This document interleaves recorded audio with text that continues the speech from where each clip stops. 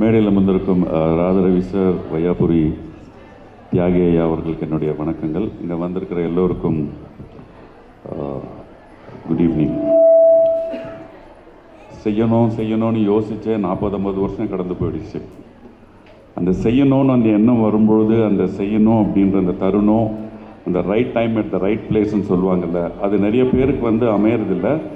எப்படி பண்ணணும் அப்படிங்கிற ஒரு அந்த வழிமுறையும் அவங்களுக்கு எங்கே போய் எது பண்ணால் கரெக்டாக சேரும்ன்றது தெரியாத ஒரு சூழ்நிலையில் நம்ம பாண்டி இந்த மாதிரி ஹி ஸ்டார்டட் திஸ் உதவும் மனிதம்.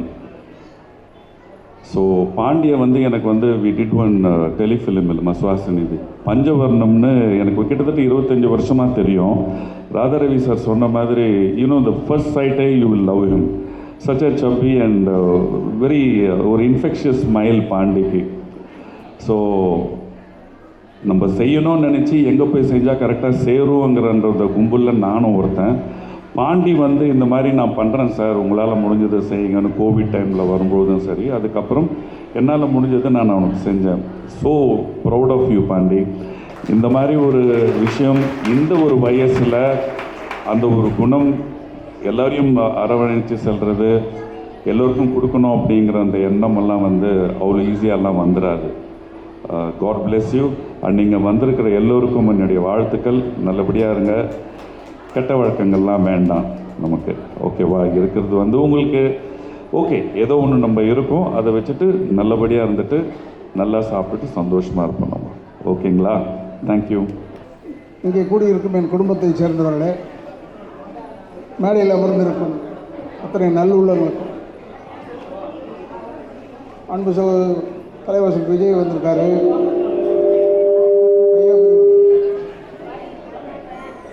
அண்ணனோட நான் இலங்கைக்கு ஃபோன் பண்ணி பேசினேன் என் வீட்டில். இல்லைடா பாண்டி அவர்கள் அவருடைய உழைப்பு பெரிய உழைப்பு. இந்தளவுக்கு பெருசாக வந்திருக்கான்னா, பெருசாக வந்திருக்கலாம். பணம் இருந்து தேவையில்லை, கொடுக்கறதுக்கு ஒரு மனசு வேணும்.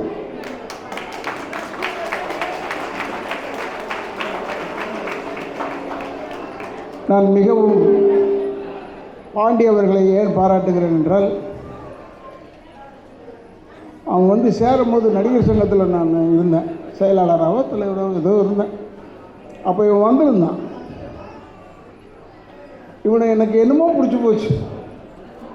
ஏன் பிடிச்சதுன்னு தெரியல. என்னுடைய நிலைமை இப்படின்னா அப்படின்னு இதெல்லாம் அப்படி பாடினான். சரி, அதுக்காக நீ மெம்பரை சேர்றா நடிகர் சங்கத்தில் சம்பாரிச்சு போட சொல்லிவிட்டு அவனை சேர்த்து விட்டுட்டு இவனை சேர்த்து விட்டுட்டு நான் வெளியே வந்துட்டேன். இப்போ பார்த்தா நல்ல நிலைமைக்கு வந்துட்டான்.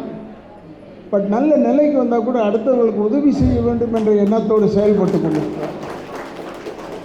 அதை நான் மிகவும் பாராட்டுகிறேன்.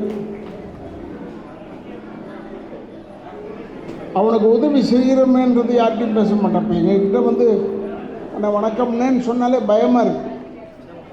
இவன் சொன்னான்னா பயமாக இருக்குது இப்போ. ஏன்னா இம்மிடியட்டாக ஏதோ ஒரு ஃபங்க்ஷனுக்கு கூப்பிடுவான், இல்லை ஏதோ ஒரு விஷயத்துக்கு கூப்பிடுவான். அதுக்காக தான் பேசுவானே தவிர பட வாய்ப்பு வேணும்னு இது வரைக்கும் அவன் எங்ககிட்ட கேட்டதே இல்லை.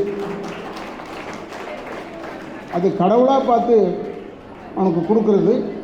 பட் அவனுடைய பேட்டியை பார்த்த,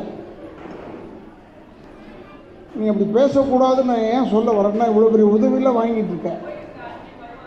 நீ பேட்டியில் மனசில் என்ன இருக்கோ அதை தான் பேசணும், அது வேறு விஷயம். இருந்தாலும் உன் லெவலில் பேசும்போது அதை சினிமாவில் நல்லவர்கள் வல்லவர்களை விட கெட்டவர்கள் அதிகம். சினிமாவில் மட்டும் தெரிஞ்சு வச்சுக்க, வயிற்றில் பல் இருக்கிறவன் தான் அதிகமே ஒழிய வயிற்றில் பல் இல்லாதவன் குறைவு. இவ்வளோ பேரை கூப்பிட்டு ஊனமுள்ளவர்களாம் கூப்பிட்ட பாரு, அதெல்லாம் பார்க்கும்போது நான் ரொம்ப நெகிழ்ந்துட்டேன். இந்த எண்ணம் எல்லாருக்குமே வருமா? சில பேர் தள்ளி நின்று உதவி செய்வாங்க. பட் முதல்ல இதில் சமுத்திரக்கணி இருந்தாரோ,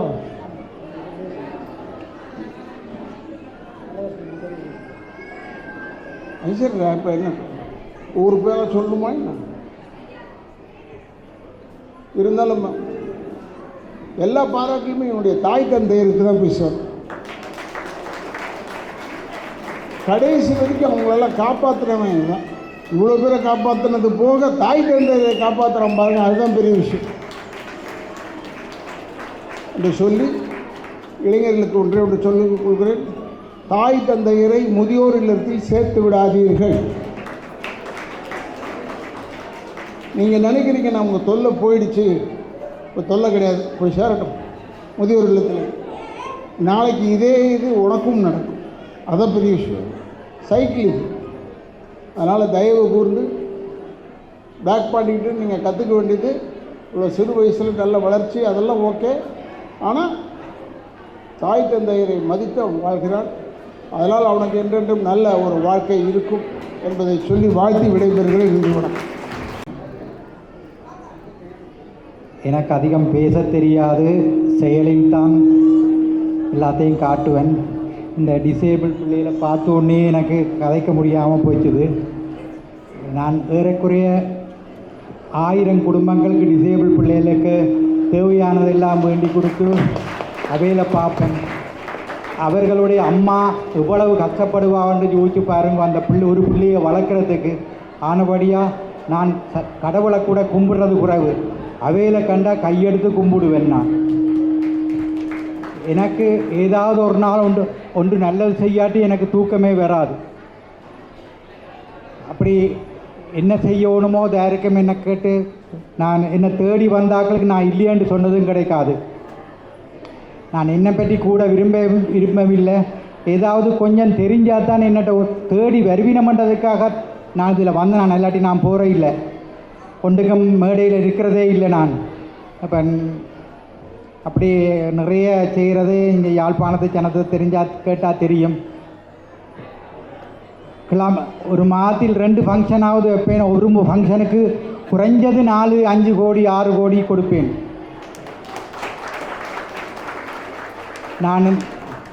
நான் அதை பெருமையாக சொல்லலை, இன்று வரைக்கும் 3000 கோடிக்கு மேலே கொடுத்துருப்பேன்.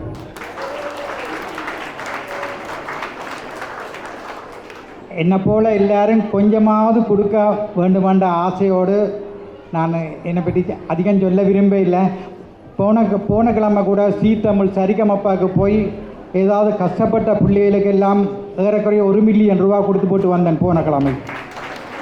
அதே மாதிரி நான் 4 நாளுக்கு முன்பு விஜய் டிவி அதிலையும் நான் சும்மா போயிருந்தேன் பார்க்க. நான் அங்கே போகிற இல்லை, அது தமிழுக்கு ஒவ்வொரு வருஷமும் போய் கொடுப்பேன். விஜய் டிவிக்கு பெறும்போது அங்கே சும்மா பார்வையிட்டு கொண்டிருக்க 3 குடும்பங்களை பற்றி கேள்விப்பட்டேன். உடனே ஒருவருக்குமே தெரியாமல் அதில் கூப்பிட்டு தாய்தாப்பன்கிட்ட கொடுத்து விட்டு வந்துட்டேன். அப்படி எல்லாருமே செய்யணும்னு ஆசைப்பட்றேன். அது என்னை பற்றி சொன்ன காரணம் வேண்டாம், மக்கள் எல்லாத்தின் ஃபேன். அவர் சொல்லுவார் எல்லாம் தெரியப்படுத்தினா தான் இன்னொருவர் உதவி கேட்க உங்கள்கிட்ட வருவார்ண்டு. 4 பேருக்கு தெரிஞ்சால் தான் என்னட்ட கேட்பினம். எப்படி எல்லா பக்கத்திலையும் செய்கிறேன். கடவுளேண்டு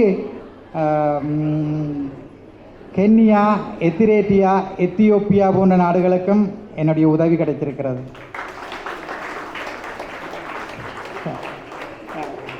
நான் அதிகம் பேச விரும்பவில்லை. என்னை பற்றியே புளூராரண்டு கூட சொல்லலாம் சில பேர். இதை சொன்ன காரணம் என்னென்னா 4 பேருக்கு தெரிஞ்சால் எனக்கு உதவி செய்கிறதுக்கு சான்சஸ் கிடைக்கும், அவ்வளவுதான். எல்லாருக்கும் நன்றி, வணக்கம்.